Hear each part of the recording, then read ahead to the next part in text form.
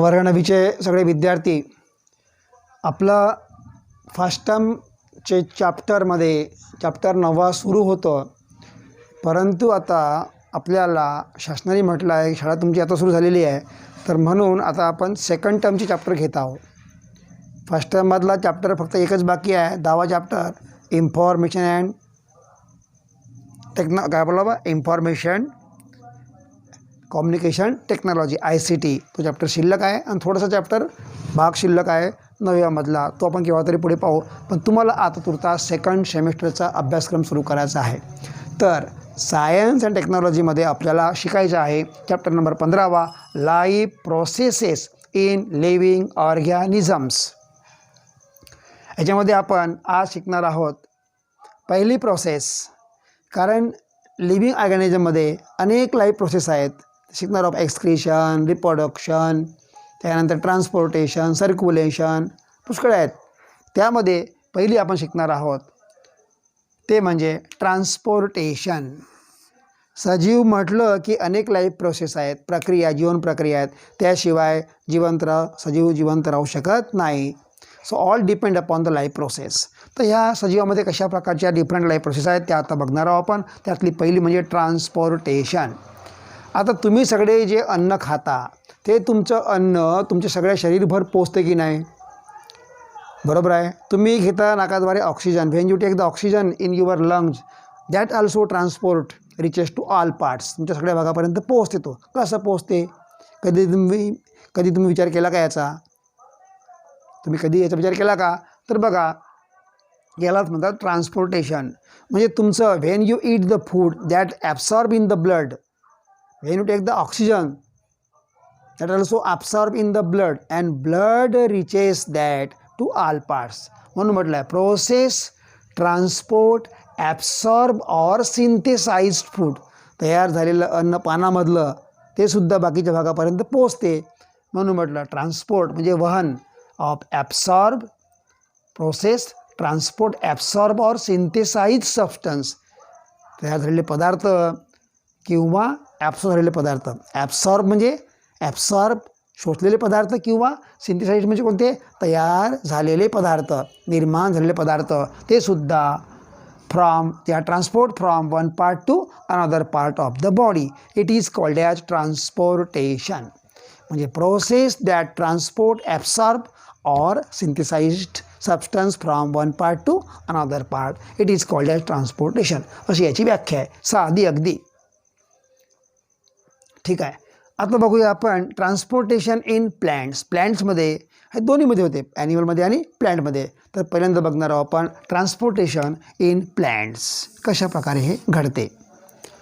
आता आपण जर तुलना केली प्लॅन्ट आणि ॲनिमलमध्ये, तर प्लॅन्ट्स नीड लेस एनर्जी. प्लॅन्टला एनर्जीची गरज कमी आहे ॲज कम्पेअर टू ॲनिमल्स. का बरं? याचे कारण 2 आहेत. Number 1, because plants do not move place to place.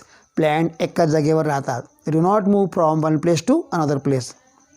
Plants नाही का, प्लॅन्ट्स एका जागेवरून दुसऱ्या जागेवर जात नाही. ते रिमेन फिक्स्ड. हा झालं पहिलं कारण. Second reason is there many cells are dead. त्यांच्या बॉडीमध्ये पुष्कळ सेल्स कसे आहेत? डेड आहेत. म्हणून त्याची नीड ऑफ एनर्जी इज लेस. हा याचा प्रश्न आहे. मग कळलं तुम्हाला मग उत्तर याचं? आता ॲनिमलचं बघा, animal move from one place to other place. आता एका जागेवरून दुसरीकडे जायचं म्हटल्यानंतर एनर्जी पाहिजे त्याला. असंच most of the cells in the animal body they are living cell. Dead cell नाही त्यामध्ये. जास्त सेल कोणत्या? लिव्हिंग सेल आहेत. म्हणून त्यांची नीड ऑफ एनर्जी जास्त आहे, गरज जास्त आहे त्यांना. हा कारण. इथे प्रश्न बनते, plants needs less energy. Plant needs less energy as compare to animal. कारण काय हे कारण? दुसरं का आता पाहू पुढे आपण. आता प्लॅन्ट्सला कोणते घटक पाहिजे? Plants need nitrogen, phosphorus, magnesium, manganese, sodium. हे सगळे यांचे मी सिम्बॉल लिहिले आहेत, तुम्ही समजून घ्यायचं. हे म्हणजे सोडियम. आता हे सगळे प्लॅन्टला, हे सगळे आहेत घटक जे प्लॅन्टला पाहिजे वाढीकरिता, प्रक्रियाकरिता. तर हे प्लॅन्टला कुठून मिळतात? तर soil is the nearest and richest source for this. हे सगळे प्लॅन्टला कुठून मिळतात? सॉईलमधून. कारण प्लॅन्ट कुठे वाढतात? सॉईलमध्ये वाढतात, मातीमध्ये. म्हणून आता हे शोषते कोण? तर रूट.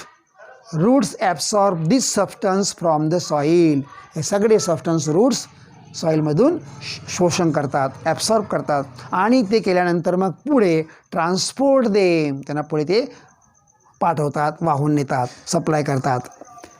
आता प्लॅन्ट्स हॅव, आता हे सगळं काम प्लॅन्टमध्ये, आता रूटनी शोषलेलं ॲब्सॉर्ब केलेलं हे वॉटर आणि मिनरल्स हे सगळ्या भागापर्यंत पोचते कसं, तर हे एक प्रकारचं मेकॅनिझम आहे.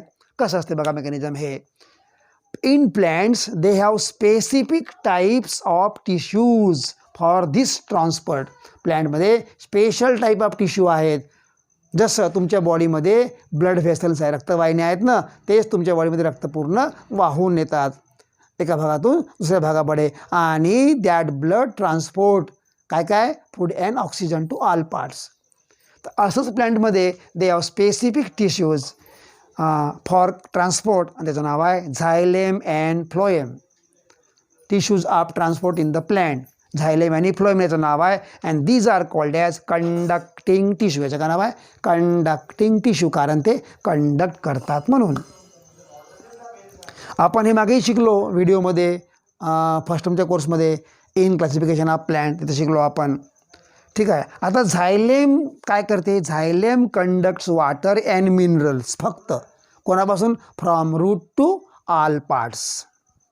झालं. आता आपण पाहिलं roots absorb water and minerals, आणि मग झायलेम काय करते, xylem of root, xylem of stem, xylem of branches, that all that transport only water and minerals from root to all parts. आणि फ्लोएम काय करते, फ्लोएम कंडक्ट्स फूड फक्त, कारण in plants green part specially leaves make the food, that food is transported to all parts other parts by the phloem. हे काम त्याचं आहे. Phloem conducts food, xylem conduct water and minerals.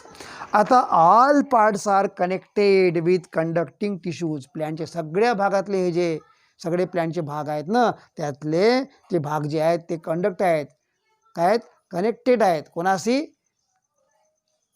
दुसऱ्या पार्टशी. All parts of the plant they are connected. कशाने, with conducting tissues.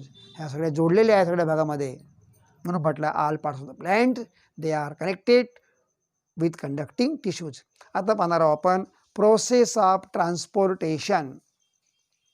हे काम तुम्ही घरी करू शकता. कसं करायचं, छोटंसं प्लॅन्ट घ्या, रोज प्लॅन्ट और बाल्सम प्लॅन्ट किंवा कोणतेही प्लॅन्ट घ्या. त्यानंतर त्याला काय करायचं, त्याला असं स्टँड काहीतरी लावा आणि त्याला उपळाचं प्लॅन्ट तो, त्यानंतर त्याचे रूट्स पूर्ण धुवून काढायचे, that soil will be removed. आणि त्यानंतर तुम्ही काय करायचं, एका इन ग्लास और बिकर, लॅबमध्ये बिकर असते आपल्या, take the water and add them some drops of ink. काही ते शाई सोडा, त्यामध्ये रंग टाका, त्यामध्ये कलर टाका, त्यामुळे काय होईल, that will be red colour. आता लॅबमध्ये काय वापरतो आपण, इवोसिन, शॅप्रॉनिन वापरतो आपण, त्याला म्हणतो आपण स्टेन, म्हणजे कलर करणारं. ठीक आहे. त्यानंतर dip the roots of that plant, त्याला बुडवायचं कुठे, इन दॅट कलर सोल्युशनमध्ये बुडवायचं. ठीक आहे. आणि ठेवा 2 to 3 hours. आता ते पडते म्हणून त्याला काहीतरी लावा, दांडा किंवा बांधा दोरी काहीतरी वर अशी. ठीक आहे. लॅबमध्ये आपल्याकडे स्टँड असते. त्यानंतर आफ्टर 2 to 3 hours, इथं लिहिलं मी, प्लॅन्ट्स रूट इन स्टेन, स्टेन म्हणजे कलर सोल्युशन. त्यानंतर काय करायला, मग त्याला 2 to 3 hours नंतर तुम्ही ऑब्झर्व करायचं. काय होईल, प्लॅन्टचे बाकीचे जे आहेत ना, हिरवे हिरवे स्टेम वगैरे किंवा लीफ वगैरे, ते सुद्धा रेड कलर होतील. याचा अर्थ त्या बिकरमधलं सोल्युशन ते कुठे पोचलं, लीफमध्ये पोचलं, ब्रँचपर्यंत पोचलं. कसं पोचलं सांगा बरं. तुम्ही ही डायग्राम तुमच्या देवण्या पुस्तकामध्ये तुम्ही वाचून घ्यायची, डायग्राम काढायची, पाहायची. ठीक आहे. हे कसं बरं घडलं. आता तुम्ही काय करायचं, तिथलं एका स्टेम अगदी नाजूक असतो, हिरवा असतो, वरचा भाग जो असतो याचं एक पातळसं ब्लेडनी काय करायचं, फाईन ब्लेडनी सेक्शन घ्यायचं, काप घ्यायचं, and that you observe under compound microscope, त्यामध्ये पाहायचं. आपण लॅबमध्ये हे काम करू, जर आपल्याला भेटली संधी तर करू शकतो, पण तुम्ही याची माहिती ठेवा. ही ॲक्टिव्हिटी. आता हे घडते कसं बघा पुढे. ही डायग्राम आहे, ही डायग्राम आहे रूटची. ह्या रूटमधल्या सेल आहेत, ही झाली सेंट्रल, हे झायलेम आहे, ह्याच्यावरच्या सेल आहे, याला म्हणतो मग कॉर्टेक्स. आणि त्यानंतर रूटच्यावर असणारे सरफेस सेल, ज्याला म्हणतो आपण रूट हेअर. रूट हेअर हे सर्वात शेवटचं. खरा संबंध मातीशी कोणाचा येतो, रूट हेअरचा येतो. ठीक आहे. रूट हेअरच्या बाजूला काय असतात, मातीचे कण, हे मातीचे कण आहेत. ठीक आहे, ह्या भिन्न भिन्न प्रकारच्या सेल्स आहेत. आता आपण प्रक्रिया पाहू कशी होते ते. Root cells are in contact with water and minerals in soil. प्रत्यक्षात संबंध मातीशी कोणाचा येतो, रूट सेलचा येतो, बरोबर आहे. आता मग कसं घडते, पहिल्यांदा फर्स्ट वॉटर अँड मिनरल जे पाण्यामध्ये असतात, सॉरी जे मातीमध्ये असतात, एंटर. वॉटर अँड मिनरल काय होते, एंटर. कुठे, enter in the cells on root surface. रूटच्या सरफेसवर ज्या सेल असतात त्याच्यामध्ये पहिल्यांदा ते येतात. कोण, मातीमधले वॉटर अँड मिनरल्स. कसे येतात, due to the difference in concentration. तुम्ही मला सांगा, जास्त वॉटर अँड मिनरल कुठे आहेत, मातीमध्ये का रूट सेलमध्ये, मातीमध्ये असणार.